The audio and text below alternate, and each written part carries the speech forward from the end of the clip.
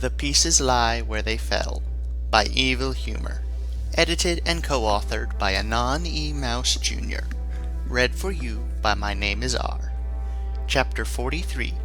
Xvital, Rex, and Tizoc. Part 1. Xvital. "Esta viva! Esta viva! Esta viva!" Xvital muttered to herself, rocking back and forth in complete darkness, struggling to get to her feet. There were hurried voices around her, but Xvital couldn't open her eyes to see what was happening. She felt hands on her shoulders, holding her down, and she wouldn't be captured like that. "Xvital, calmente!" a familiar voice barked at her, a voice she knew. "Soy yo Rex." "Rex!" she shouted, snapping her eyes open at last, and saw the diamond dog off to the side looking down at her. She lunged up and pulled him close to her chest. "Oh, gracias a los dios, Rex!" she cried into his shoulder, her heart racing. "Rex, ella está viva!" "Sí, lo sé," he told her soothingly, rubbing her back. "Y tú al fin despertaste." She cried into his shoulder for a bit longer before she managed to collect herself, looking up at him, and said, "Gracias, Rex." She then tilted her head, blinking in confusion. "Despierte? ¿De qué hablas? Has dormido por 2 semanas, Xvital," Rex said, causing her to bolt upwards. "2 semanas?" she shouted, causing more voices to suddenly make themselves known. "Xvital?" 2 female voices cried, with Paige poking her changeling head into the room, and Vixley pushing the mare aside to pull her into a hug.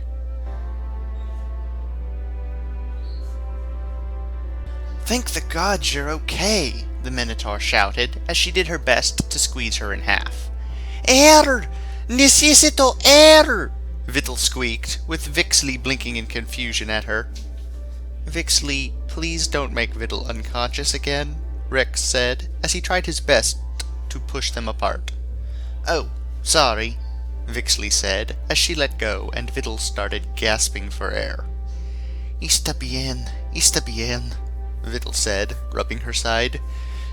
Hey, you're up," Windbreaker said, poking his head into the room, with Knight shoving to get inside too. "How are you?" "Necesito aire! Muy apretado!" Xvital cried again, feeling claustrophobic all of a sudden as she shoved her way towards the door. Thankfully, they got out of her way, with Knight and Windbreaker pulling their heads out.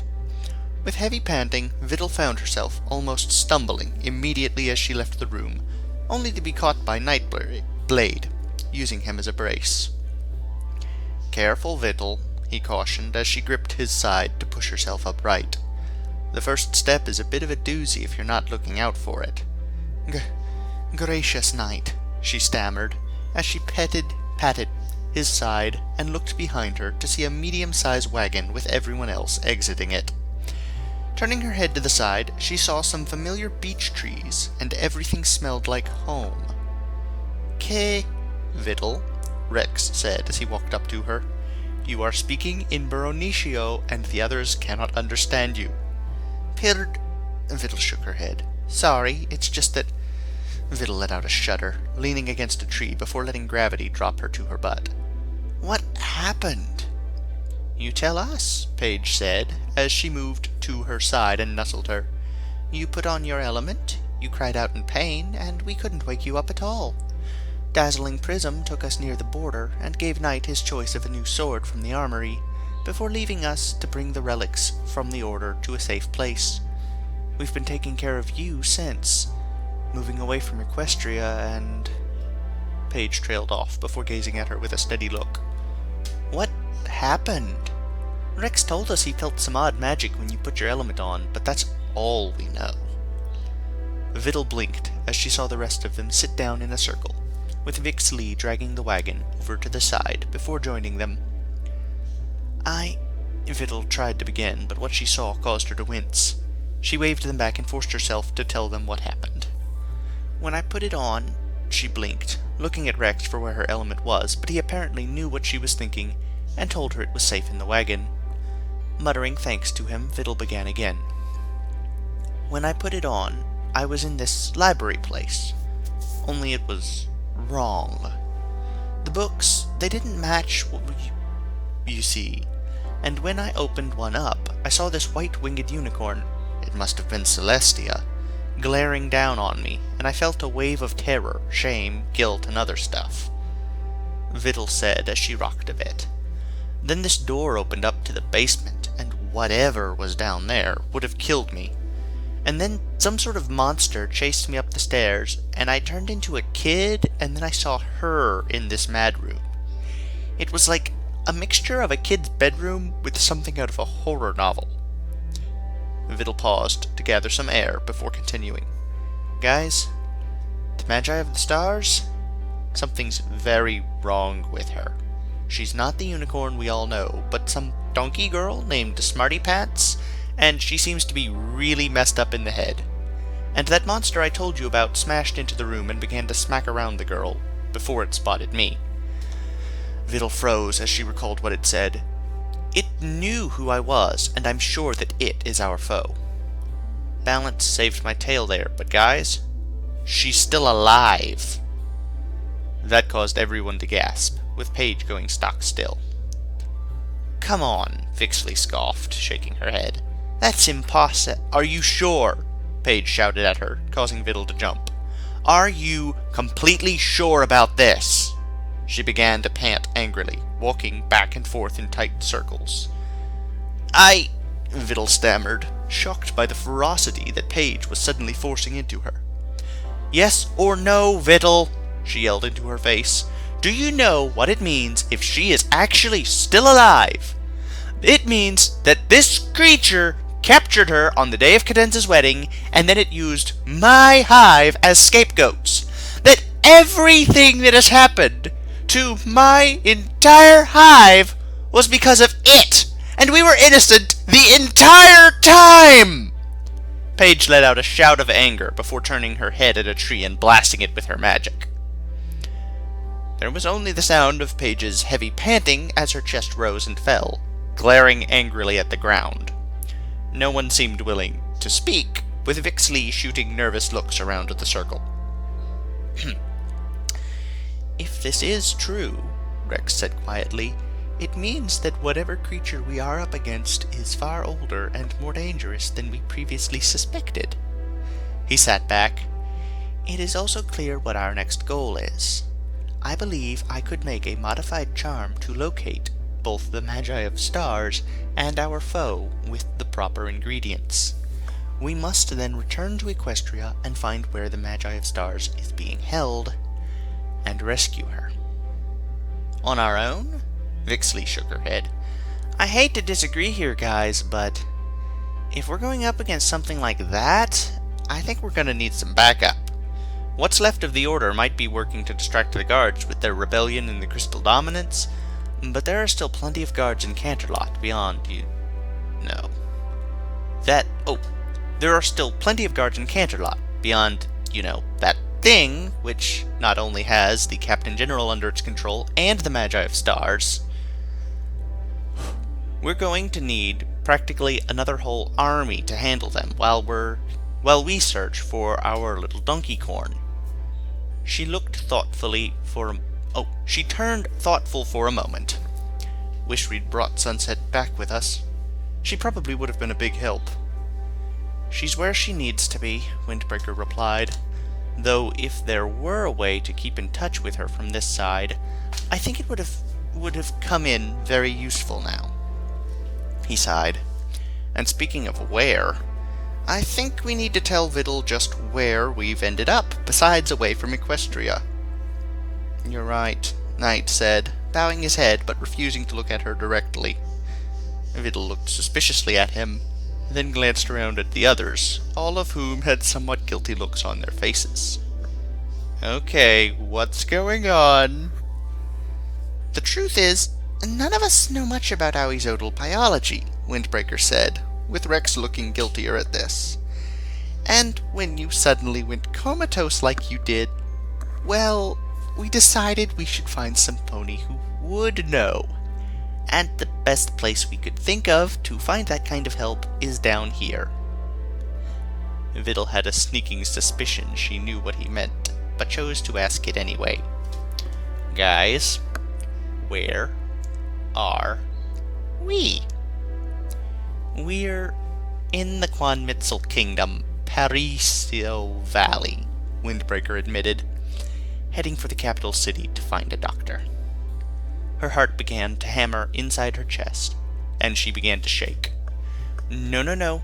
Mierde yo no pueda estar aquí, she stammered.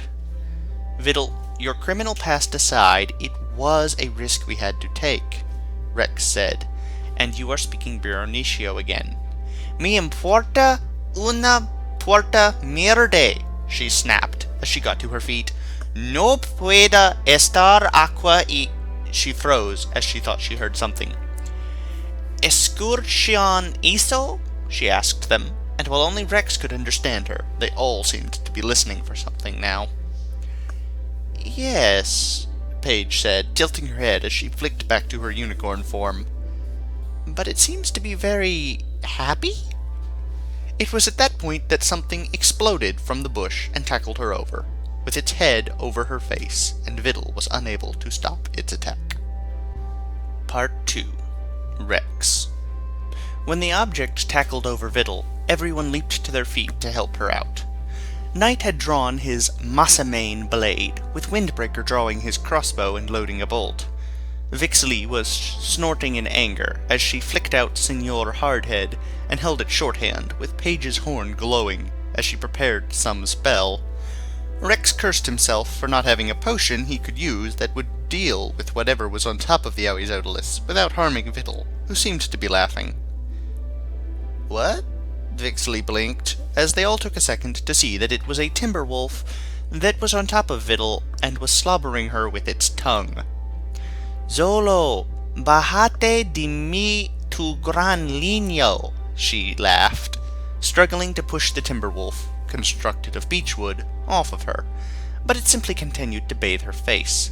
Vamos, déjame levantarme, chica, Vidal said, as she tapped the side of the false canine, which seemed to be the trick to free herself from the overly affectionate beast. Vidal then sat up and held the timberwolf's head in her hands, shaking its head as she would do for any normal dog. ¿Hasta que porque estás aqua, chica? Vidal said, with just the same amount of love as before, only to trail off with her eyes going wide. Oh, mierda, si tú estás aqua entonces él está. Solo, ¿dónde fuesta? A voice with the same accent as Vidal called out, and their Xvital froze on the spot as a male Xvital walked out of the bush, with a couple more right behind him.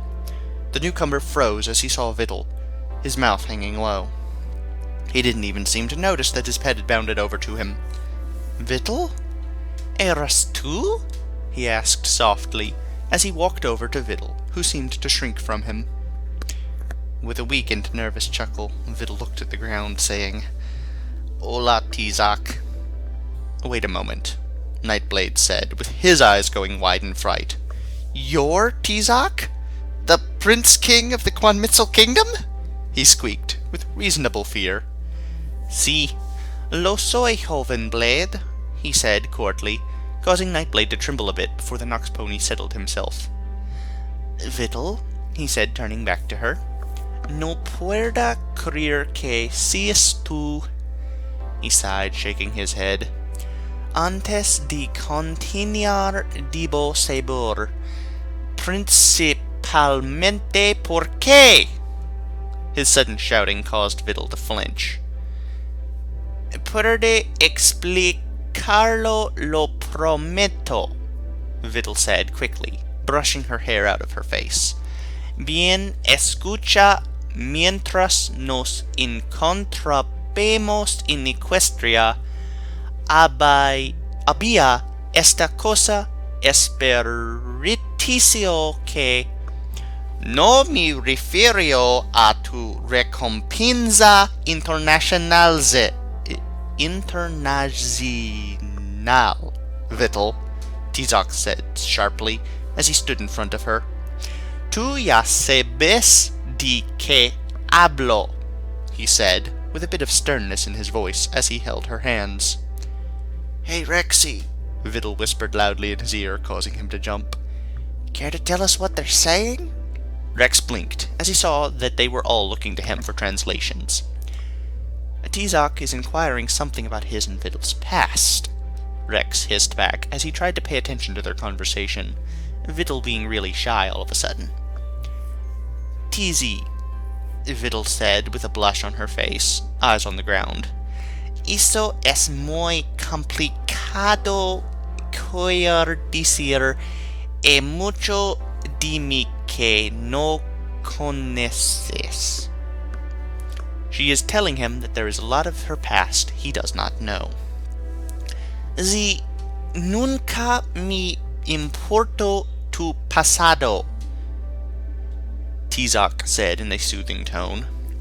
Nunca me importo que fueres ladrona, solo quiero saber por espera que dijiste, Vital said, snapping her eyes at him. Tu sabías? He said her past had never bothered him, and that he knew she was a thief, and Vital is quite surprised by that fact. Pues si yo sabía sobre tu pasado, Vi, Tizoc said, as he began to back up, as Vital began to stalk towards him. Notably, his guards did not seem all too concerned about this, standing still with their spears pointed straight up, and their faces composed. Nunca fuiste tan bien escondiendo secretos y... He was cut off as Vital began to hit him. Lo supiste todo el tiempo y nunca dijiste nada, maldito imbécil, she shouted as she began to shove him backwards. ¿Sabes lo estresante que era pretender si así siempre preocupándome que tú descubrías mi pasado y tú siempre supiste? She pushed him to the ground, continuing to smack him with her hands, with the Prince King holding his arms up to defend himself. ¿Por qué nunca dijiste nada? Creía que era como la biblioteca. Vi para creer que habías apprehended esta vez. Oh, wrong emotion, Tizoc said with a sly smile on his face.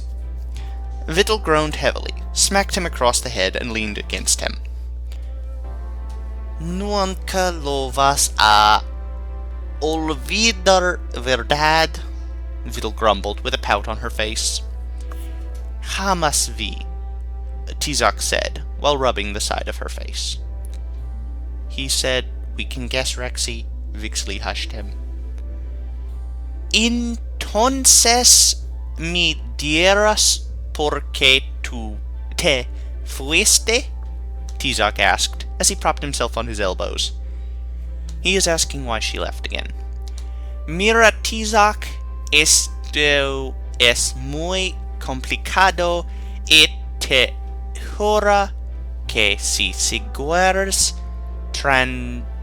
traduciendo lo que decimos, Rex, te juro que te opera las bolos con una cuchara. She is saying that it is very complicated and... Oh. Rex blinked and blushed, stammering off as he realized the threat leveled against him. He saw that the rest of the pack was looking at him in confusion, but he simply mouthed later, as he did not wish to take the risk of calling her bluff. Por favor, Vi. Necesito saber la raz, Tizoc pleaded with her once again. Fu chantica veil? Oh, fu chantica veil, Vital said with a snap, looking guilty. Ah, Tizoc tapped the ground.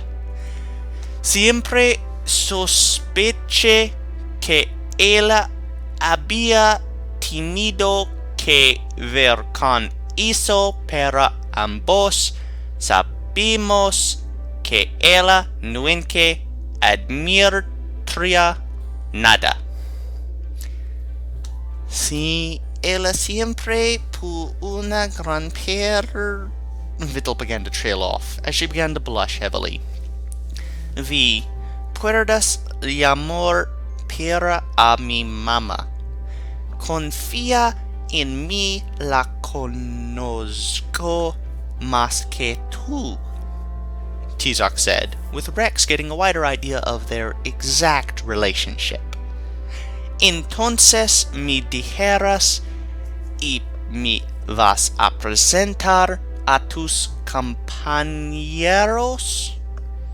Oh, sí, lo siento, Vital giggled, before rolling to the side and began to lift herself upright, with a bit of a stagger. Both Tizoc and Xolo helped her up, with the Prince King holding her arm and the Timberwolf bounding to her side to act as a brace. Gracias, she smiled at the two of them before turning her head to the pack. Tizoc, ellos son Windbreaker, Rex, Ninth Blade, Page Turner, and Vixley, she said as she gestured to each of them before moving her hand to Tizoc. Chicos, ellas... She stopped herself, taking a deep breath of air. Guys, this is... She hesitated again, chewing her lip. This is Tizoc, the Prince King of the Quanmitzel Kingdom, and... She trailed off, her face reddening up. I was her groom-to-be before she left on our wedding day, Tizoc said, as he placed her hands on her shoulders, leaning in to kiss her cheek. Apparently, my mother, the Dowager Queen, had convinced V to run away just a few hours before we would say our vows. Wait, is that all true, kitty cat? Vixley shouted as she stepped close to the Owie's Odalus, with the guards that came with Tizoc stepping forwards now. Yes, my mother has a certain view of who is allowed to marry me, Tizoc said, as he waved his guards back with his tail hand. And yes, we here... He pinched her cheeks, causing Vital to grumble and swat away his hand with a blush on her face. Was to give me the greatest joy and honor of allowing me to be her husband. Tonto alligador, Vital grumbled under her breath, blushing harder. Y me amos por eso, vi, Tizoc said in a teasing tone before looking at them again. So can someone please tell me the whole truth of the matter, and what I can do to help? Espera, ¿qué? Vital turning her head towards Tizoc. ¿A qué te refieres? Well, V, whatever you are mixed up in, I want to help you and your new companions in any way I can, Tizoc said with complete confidence. But you know about the bounty on us, right? Vital said with confusion in her voice. Of course I do, Tizoc said as he held her hands, caressing her face with his tail hand, before kneeling down with his tail hand, reaching into a pouch he had around his waist. I also have complete and utter faith in you, and I am still willing to stand by you, Vital, no matter what happens. Sickness and health, bad times and good times, I will never leave your side, and I will always be willing to lay down my life for yours, my beautiful flower. He pulled something from his pouch that caused everyone to gasp, with Vital pressing her hands to her face. I have always kept this on me just in case I met you again, so I can ask you the most important question in my life again. Holding out the engagement ring, with simply salivating, flawless diamond, Tizoc said, Vital, will you marry me? Vital was left speechless, shaking her head in disbelief before saying, in a very soft voice, Of course, you incorrigible bastard, before pulling his head upwards into a powerful kiss. Rex and the rest of the pack could not hold back their own sighs of joy at this wonderful news. Rex himself was beaming along Nightblade and Windbreaker, with Vixley dawing loudly, and Paige letting out a hiccup as she transformed back into her natural changeling form.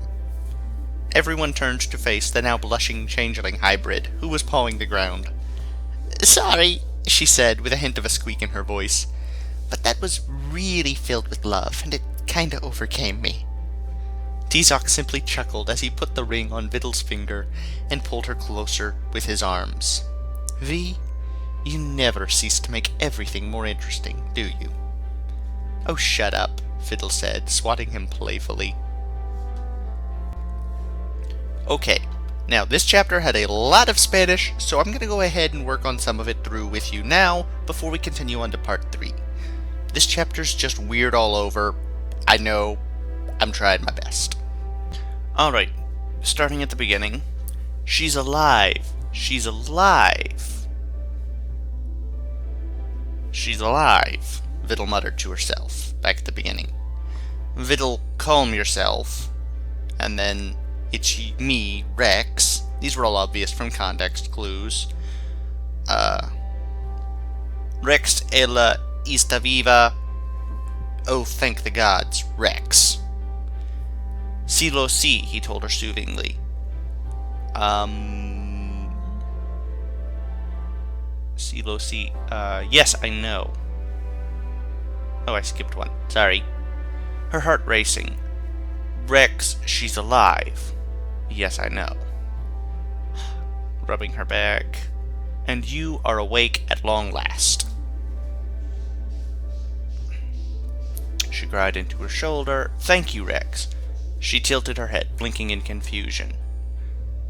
"Awake? What are you talking about?" "You have been asleep for 2 weeks, Vidal." 2 weeks? Vidal, the 2 female voices cried out.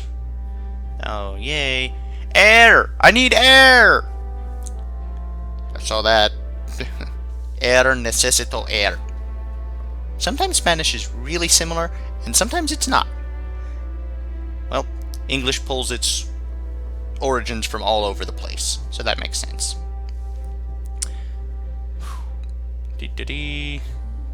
Está bien is it's okay.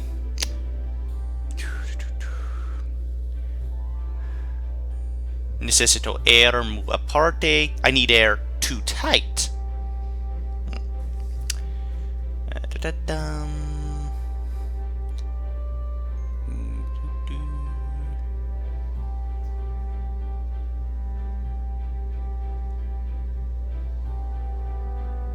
Moving on. Sorry about this.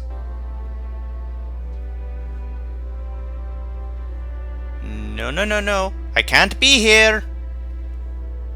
Vidal, your criminal pesticide. We had to take it. I don't care.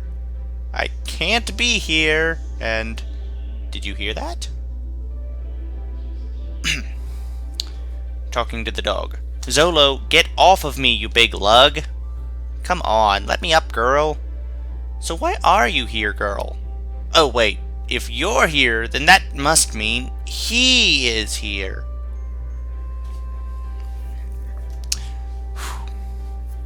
And then the other guy, Zolo, where did you go?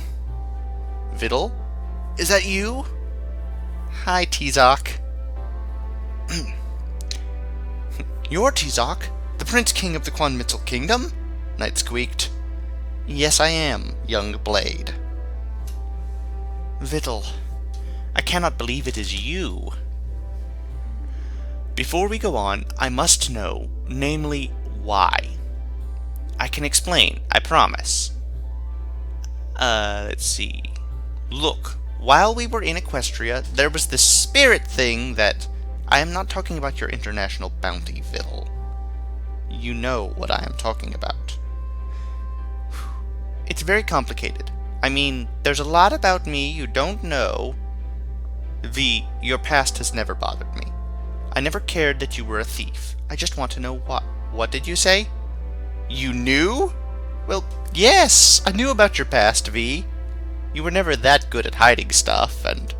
You knew the entire time, and you never said anything, you jerk! Do you know how stressful it was to pretend to be like that? Always dreading your world. Oh, you would find out about my past, And you knew the entire time! Why did you not say anything? I thought it was like the library all over again, V, only that you learned from it this time. You'll never let that go, will you? Never, V. So, will you tell me why you left? Look, Tizoc, it's very complicated, I guess. And I swear, if you keep translating what we're saying, Rex, I swear I will neuter you with a spoon! Tizoc again. Please, V, I need to know why you left. It was Chantico, okay? I always expected she had something to do with it. But you know as well as I do, she'd never admit to anything. Yeah, she was always kind of... It's hold on. I need the context for this one. She was always kind of a... Xvital began to trail off, as she began to blush heavily. Xvital, it's okay to call my mom... I'm not going to say that word, but you can probably guess. Trust me, I've known her a lot longer than you have. So will you let me up now and introduce me to your companions? Oh, right. Sorry. Thanks. Tizoc, this is Windbreaker, Rex, Nightblade, Page Turner, and Vix Lee.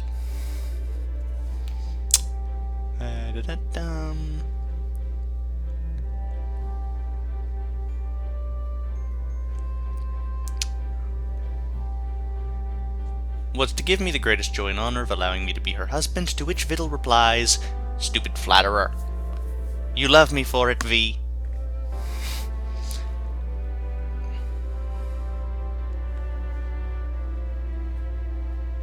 So, can someone please tell me the whole truth of the matter and what I can do to help?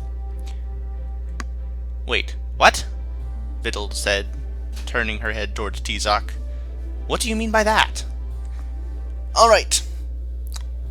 That was all the Spanish for this. Sorry that I interrupted the story, but I know that there were a lot of details that were covered and a lot that weren't in Rex's translations. We shall now be continuing on the regularly programmed story. Part 3. Tizoc. It had been a few hours since they had retired to his cottage, with Xvital and the girls making a beeline for the showers, and leaving the three guys to explain everything to him. While he was a bit hesitant to trust them, Xvital seemed to trust them, and that was good enough for him. And the story they were telling him... That is quite worrisome, Mr. Blade, he responded to what the Nox Pony told him, finishing their tale. But it does explain the current behavior of the equestrian government. I still say you are crazy for just believing us, Xvital muttered from his side, rubbing a towel along her hair with Zolo spread out on her lap. Oh, hush, he told her, with a smile on his face, causing her to blush. Do I need to do another romantic gesture, V? No, she grumbled, pulling Zolo closer to herself, with his faithful guard dog happily licking her hands. Come on, kitty cat, Vixley said as she sat down on the chairs he had his servants bring out just for her kind. Don't be a downer. With Tizzy's help here, we actually stand a chance at beating our foe. No, we do not, Tizoc said, shaking his head. Not directly, at least. And I cannot bring my army to bear without any concrete evidence in any case. So what are we going to do? The Valley Griffin asked, as he ate some of the food his chefs prepared for them. Well, we should wait for Rex to see if those trackers work, Page Turner said, as she walked into the room. She really was a changeling, eyeing his guards cautiously. He couldn't blame the deer for her fears. While his people had no true bias against her kind, he still represented authority, and that must make it hard for her to accept that she was safe here. If anyone could do it, it is Rex, the young blade said with confidence, polishing his sword. His bodyguards were a bit uncomfortable with having the butcher of the Everfree Forest tend to his weapon like that near him, but Tizoc trusted Xvital when she said that the young blade was safe. Speaking of, Rex said, as the diamond dog walked into the room from the library, with a number of different compasses. I was correct in my theory that the auras belonging to the individuals... that they were auras belonging to individuals, and I was able to perform the necessary alchemical transformation with Paige's assistance. He separated the compasses into 2 piles, gesturing the compasses with purple arrows pointed in the direction of Equestria. These are connected to a normal, albeit powerful, individual. He then coughed and tapped the other side of the pile with pitch black arrows pointing in the same direction. Tizoc let out a hiss at the sight of it, his fur bristling for some reason he could not place his finger on, and that worried him. This belongs to our foe, and to be completely honest, the aura is like nothing I have ever seen before, and it truly scares me. Hey, I've got no magic, and that thing makes me want to smash it with my hammer, Vixley said with a snort. Be that as it may, Tizoc said, and, as he sought to bring some order back into this discussion. We have the means to locate the Magi of Stars and this foe. What we need to do is make a plan that is more than just make it up as you go. He got swatted by Xvital for that little barb, but before he could tell, she was moving into her more serious mode, pushing Zolo off her lap and leaning across the table. She was already taking charge, detailing out a plan that actually involved him, which made him smile. His Z wasn't putting him on some high platform, and was treating him like an equal partner. He could not wait until they were finally married. Alright. Sorry, today's been a little off, and long delayed. Those 2 are related, I think. So, back before the move. Moving was a long, complicated procedure we're still kind of doing, but things have mostly calmed down. Before the move, I read this chapter. It was filled with Spanish, and I was trying to think of a way to work it properly. I didn't find a way. This is the best I could come up with.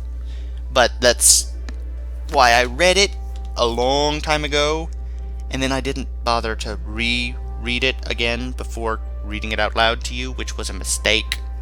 I can tell. Sorry about that. I will try to do better in the future. So, once again, I have the house to myself for a few weeks, and I'm going to be doing a lot of production during that time. Also going to be cleaning the house, taking care of the animals. It's not like I have freedom entirely these next few weeks, but I don't have to worry about, the whole not supposed to be doing fanfiction for the next few weeks. Nobody here to hear me. Except the dog. He doesn't care. So, sorry for the delay. Sorry this chapter was a little messed up. Not one of my better works. Thank you for listening. We get a lot of info about V's background, which it's been long enough since I read this chapter, I honestly don't remember how much of this was new and how much had already been hinted at. It was quite informative, I'm pretty sure. I don't think we knew that her buddy was the king, or rather prince, of the entire kingdom. We just knew he was an Xvital. I'm not even sure we knew he was a noble. Might have. Thank you for listening. I'll try to do better next time. I appreciate your patience, everyone. Goodbye, and have a pleasant day.